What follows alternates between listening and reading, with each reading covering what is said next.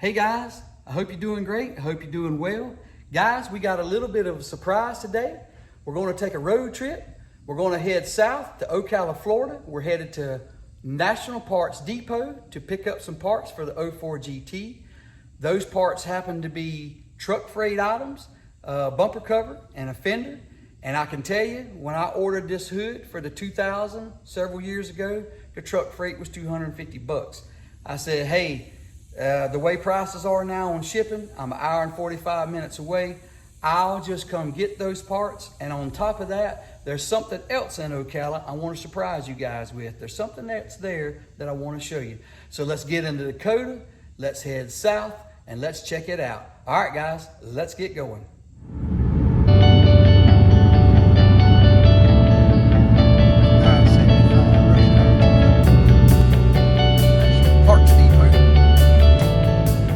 There's how you know you're at the National Parts Depot right there.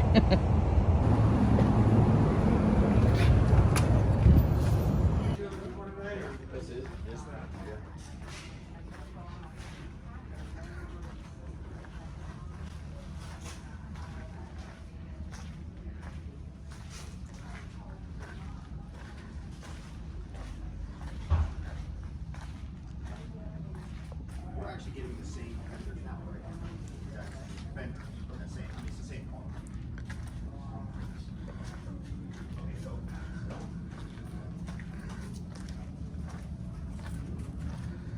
Wow, did y'all see that back there?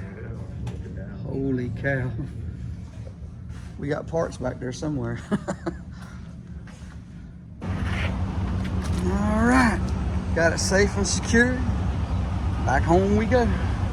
Guys, we had to come to Ocala to the National Parts Depot, and in Ocala is Don Garlits Drag Racing Museum. Guys, we're gonna come in here, we're gonna take you along, show you what's inside. I've been here, it's been a couple years, but hey, there's a lot of drag racing history here with Don Garlits. So let's step inside and let's see what it's all about.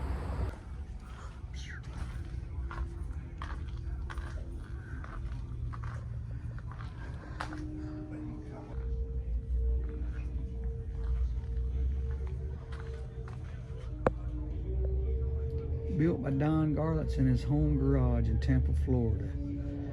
Set Don's first world record at the Brooksville, Florida in November 10th, 1957, 176 at 879. Wow. So guys, in this museum, in various spots, there will be music playing in the background. So I'm going to have to put some music over that so we don't get a copyright strike.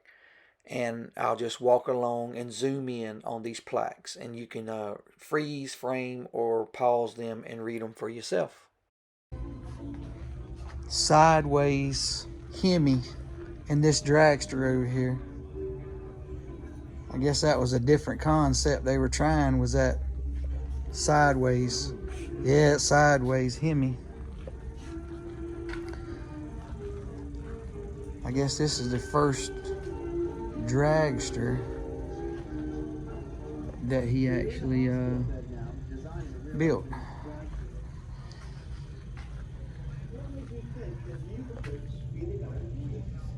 Don built his first dragster at the shop where he worked in Tampa in 1954 using 2 sets of Model T frame rails for a long wheelbase.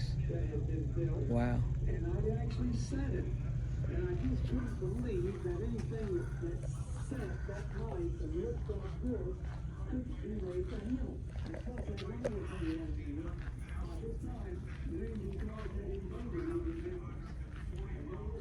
Swamp Rat. Back when the engines were before the drivers, and now the engines are behind the drivers.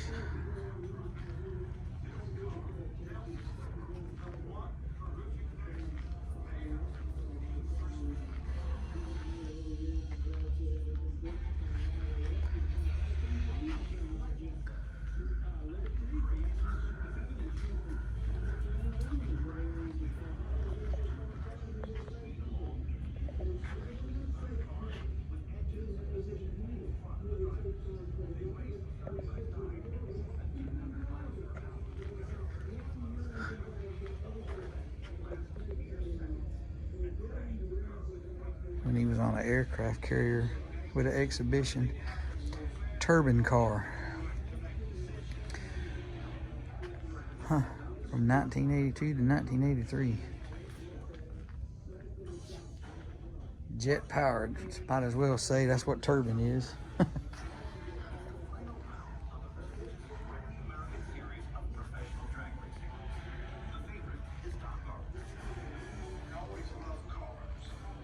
Well, just look at that tube frame.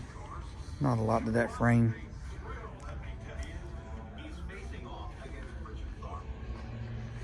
Here's where they started putting the engines behind the driver.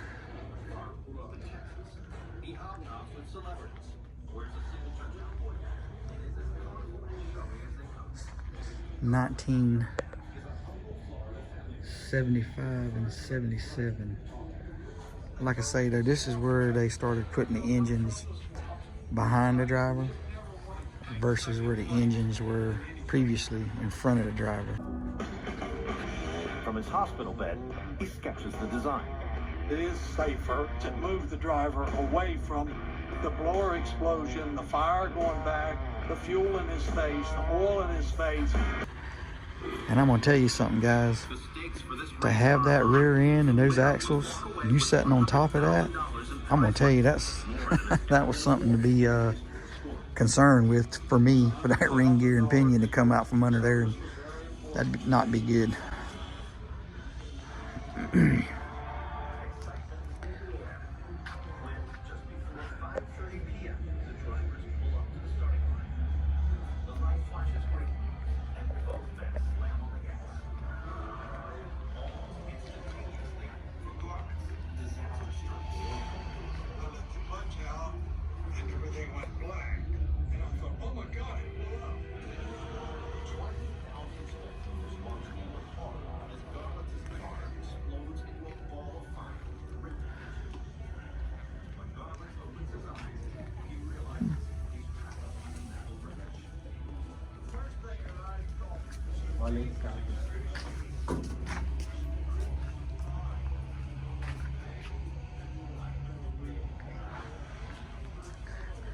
This kind of resembles a funny car.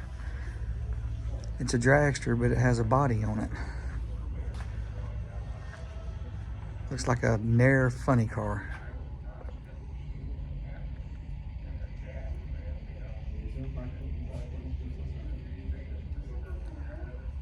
Guys, if you get a chance to come by here, there's a ton of stuff on the walls, cars everywhere. I would highly recommend you visiting Don Garlits Drag Racing Museum if you're in Ocala.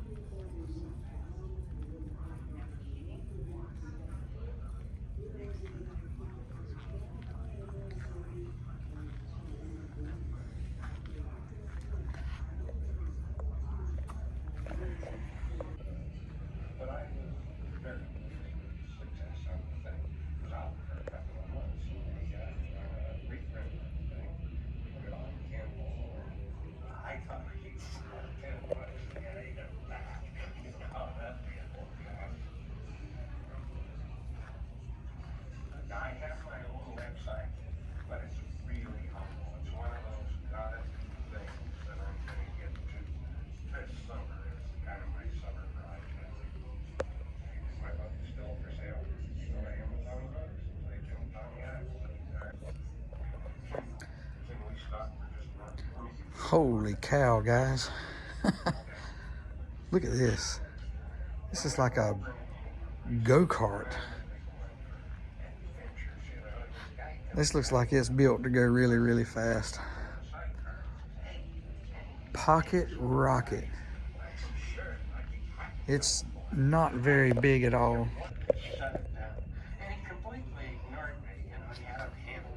Holy cow. Dual Chevy V8s. Wow.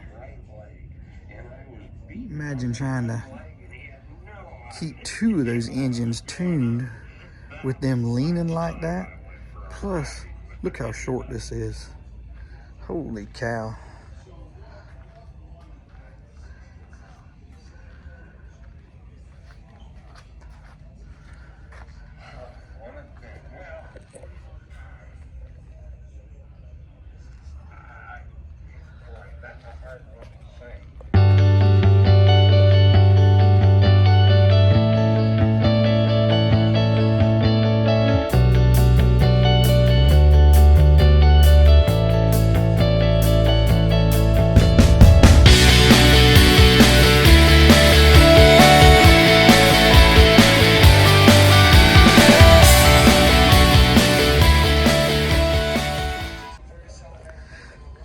Now guys,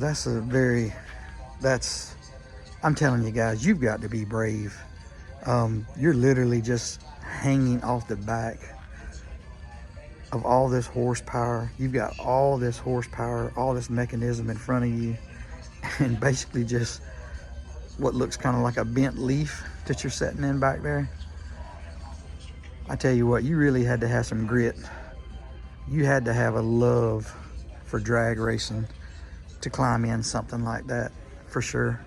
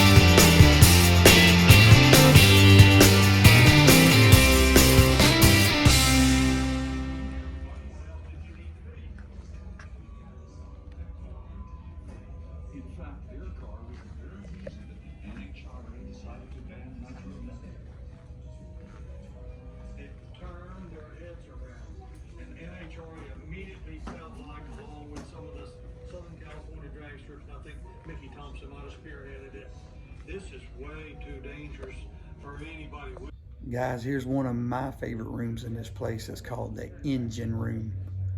There's a lot of ponies in here.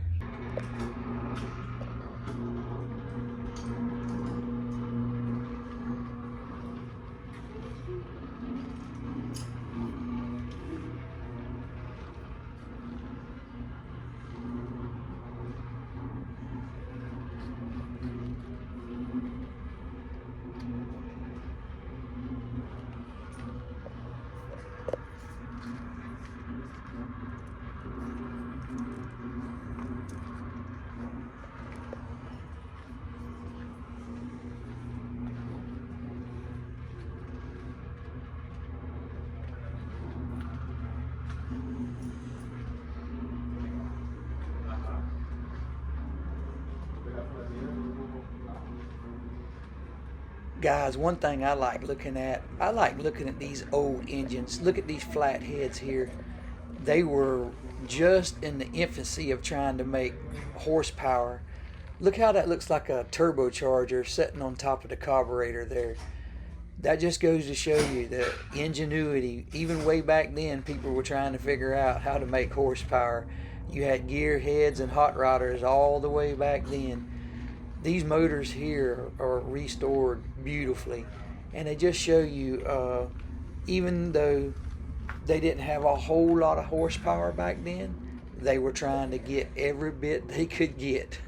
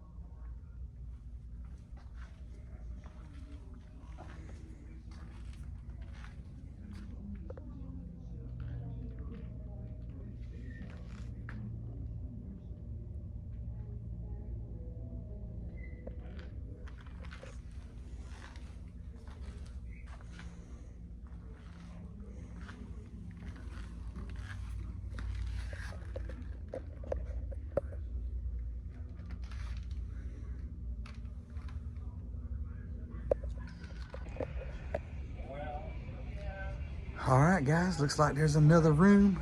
Let's check it out.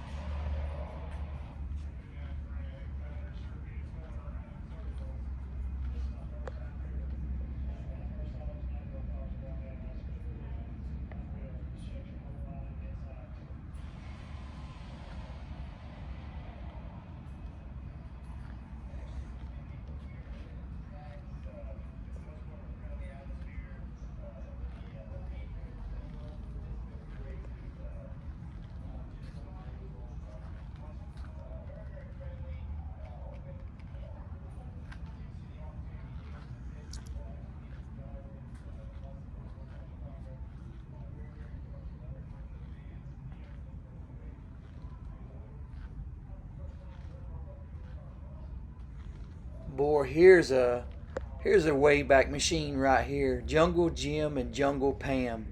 I tell you, they were quite the show when they come up to the starting line in this car and all the cars, because Jungle Pam, she dressed, well, let's just say she dressed for attention. I don't know if people were so much excited to see what Jungle Jim was going to do as Jungle Pam lining him up on the line, because she was a very, very striking woman.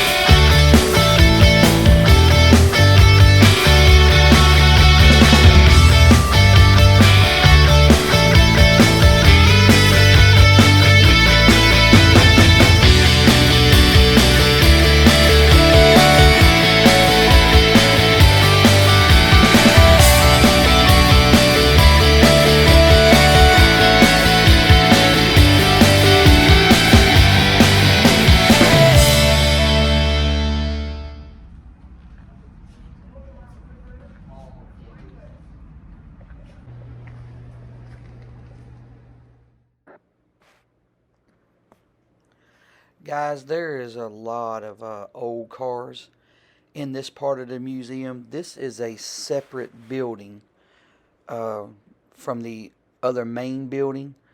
There's a lot of your older cars in here.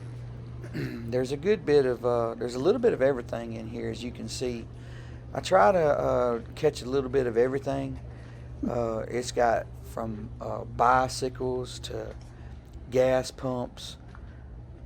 There's also some tools in here, a lot of display. There's some movie projectors. There's some one-armed bandits.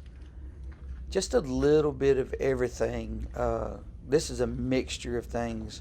Here we have some older tools on display, and from what I read there, I believe some of these tools actually belong to Don Garlits' father. A lot of this machinery and tools here.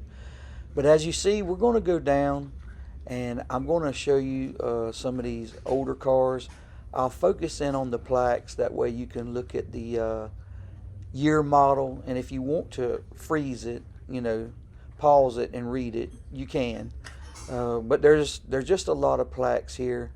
If I was to have read every plaque that was in these two buildings, this building and the one prior that had mostly the drag racing stuff, there's no telling how long this video would be. So I'm just going to walk along here and just show these cars and show you how beautifully restored they are, and just move along through the building and just let you walk along with me.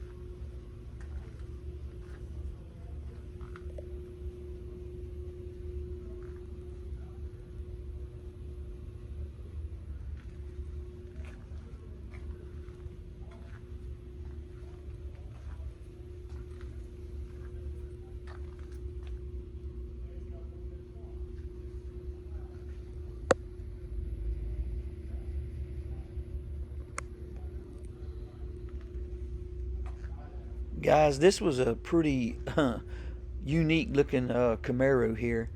It had a lot going on. Had some fender flares, some wide tires. I'm not really sure, what exactly I'm assuming maybe it was for drag racing, but anyways, I try to get a picture here of the Bearcat Camaro as it's called, but the lights in the ceiling were really messing with me.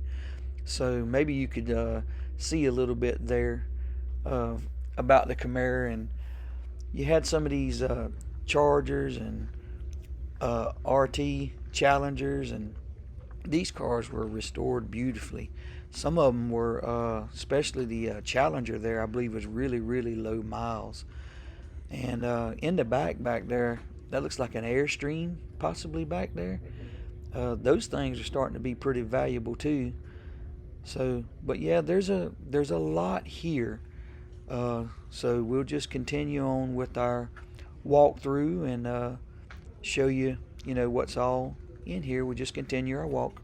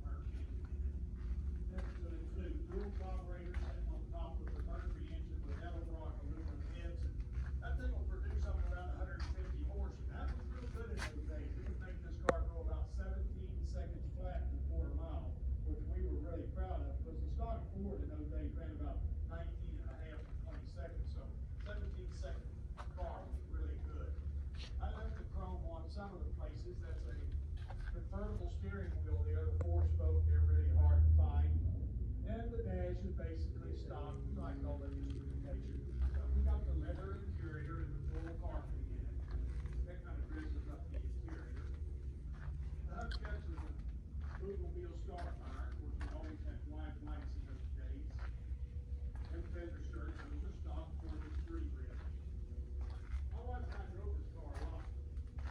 Now this is the car that we always wanted when we were young, 1954 Crestline, but they were about $500 or $600 more. They were beautiful with all the special trim, hubcaps and steering wheels. They also put that 4-spoke steering wheel in the Crestline. Now, we never owned one until we had the museum because they were too expensive. Of course, they're very expensive now. A good Crestliner today is $25 to $30,000.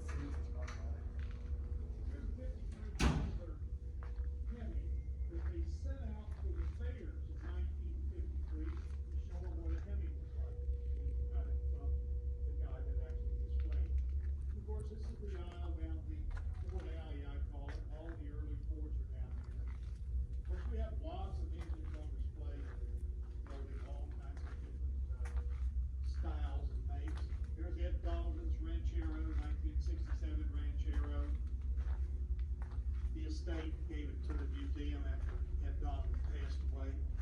It's got a John Garrison 427 engine in it. Boy, that thing will scoot, let me tell you. I drove it from Los Angeles to Phoenix before I put it on the trailer and brought it home. And me and Kat had a real good time with that. This is Ernie Short's original Thunderbird. He really took good care of it. Always in the garage, never been out in the rain.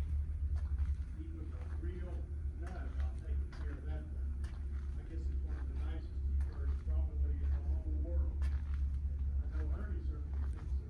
I don't doubt it. A lot of people buy it. You can't let the owner get it. Like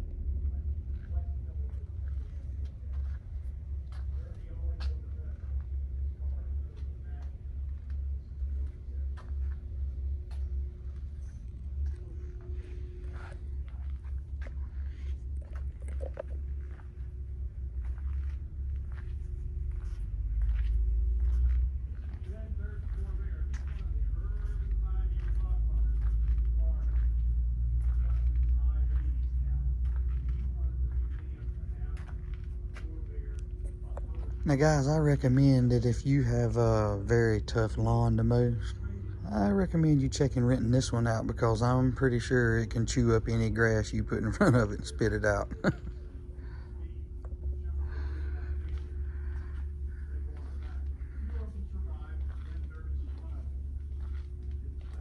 always kept it real nice and well preserved. A good example for the younger generation to look at and see. You know, General Motors attempted a rear engine car. I owned one myself, one from my wife. She drove it about 50,000 miles, never had any trouble with it at all. So we liked the car, it was real good. This is one of my favorites, 1970 Chevy Challenger. 30,000 original miles. I got it from the original owner in Ohio. He was a building contractor, had some financial difficulties, had to get rid of the car. And he had a lot of hot rod stuff on it. And we just, another stage when we bought this car, I just drove up to the dealership and ordered all the stuff I needed, all the special wheels. He had headers on it. We ordered up the cast iron headers, put it back stock, put the car completely back stock. And I think when it was all done, I had about $7,500. And boy, I tell you, that was one of my better moves. Because that thing is worth well over 50,000 today. And one of the most unusual things about it is the alligator final block. They don't have a record of more than one of those being built. And I've never seen another, so maybe there is only one out there, but that was really unusual for it to be sold for that high. This is the 36. All right, everybody, I hope you enjoyed the Don Garlits Drag Racing Museum here in Ocala, Florida. There's a lot of history here from one of the greats, Don Garlits, but there's a little bit here from all drag racers. If you're in the Ocala area, I recommend you stop by. It's right off of I-75, and as you can see from the ceiling to the floor, there is all kind of history here. So, all right, guys, for those of you that watch the videos, thank you. And for those of you that like them, thank you very much. But those of you that subscribe, thank you from the bottom of my heart. And guys, I cannot wait to see you in the next video. Thank you, guys.